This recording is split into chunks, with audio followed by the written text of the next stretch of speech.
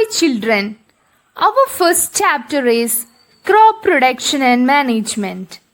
In this chapter, we will discuss about the crops, how these crops are produced, what are the steps we followed, and how it has to be managed. We will also discuss several terms and instruments used in agriculture. Crop production depends on the climatic conditions. So my children, you know that India is a vast country and the climatic conditions like temperature, humidity, rainfall, all these vary from one region to another. So you can see rich varieties of crops grown in different parts of our country. Do you know what a crop is? When plants of the same kind are grown and cultivated on a piece of land on large scale, it is called as a crop. So mainly there are two types of crops, rabi crops and kharif crops.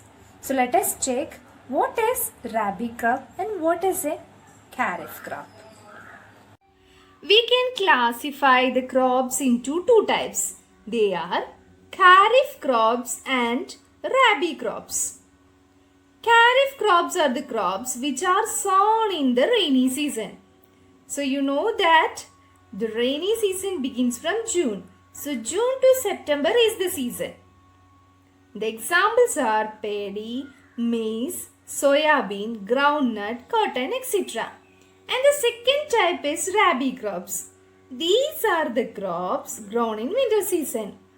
So that season is October to March.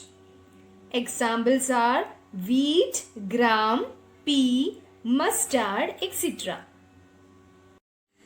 Kharif and rabi crops are the main types of crops. But besides these, pulses and vegetables are grown during the summer season in many places. The cultivation of crops is not a simple process. It involves several activities undertaken by a farmer over a long period of time. These are called as agricultural practices. So what are agricultural practices? The activities that is undertaken by a farmer over a period of time in his crop field is called as agricultural practices. These activities are similar to those carried out by a gardener or even by you when you grow ornamental plants in your house. So the first one is preparation of soil. Second one is sowing. Third is adding manures and fertilizers. The fourth one, irrigation. Fifth step is protecting from weeds. Sixth one, harvesting. And the seventh one is storage. In this chapter, we will study in detail about these 7 steps. In the first step, with the help of agricultural implements like plough, hoe and cultivator, farmer turn the soil and loosen it. What is the name of this process? The process of loosening and turning the soil. Do you know that? It is called as tilling or ploughing. As I told you before, the implements like plough, hoe and cultivator is used for this purpose.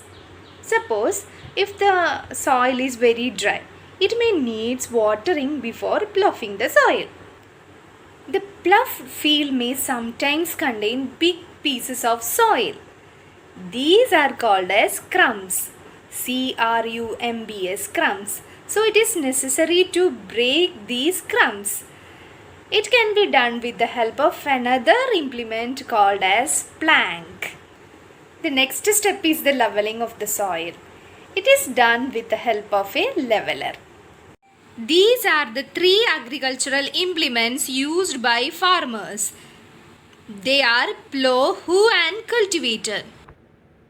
This is hoe and this is a simple tool which is used for removing weeds and for loosening the soil. This is plough It is made of wood or iron and is drawn by a pair of bulls or other animals as seen in the picture. What is this? It is the cultivator. Nowadays, ploughing is done by tractor-driven cultivator. So this saves labor and time. We discussed about the ploughing of the soil and the agricultural implements used for ploughing. So let me ask one question. What are the advantages of preparation of the soil? Preparation of soil means turn the soil and loosen it. You know that the plants are growing in the soil. So the loosening of the soil allows the roots to penetrate deep into the soil and allows the roots to breathe easily. And the loosened soil helps the growth of the earthworms and microbes, since they further turn and loosen the soil and add humus to it.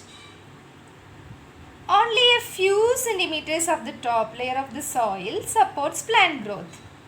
Turning and loosening the soil brings the nutrient-rich soil to the top so that the plants can use these nutrients. These are the advantages of preparation of soil. My dear children, read page number 1, 2, 3 and 4 up to cultivator because I covered these portions today. Children, I attached a URL to watch the animation of this topic, and I also attached the notes and test questions of this portion. Download the notes and file the notes. Do the test paper questions and send me the answers. So see you in the next class with another topic. Till then, bye.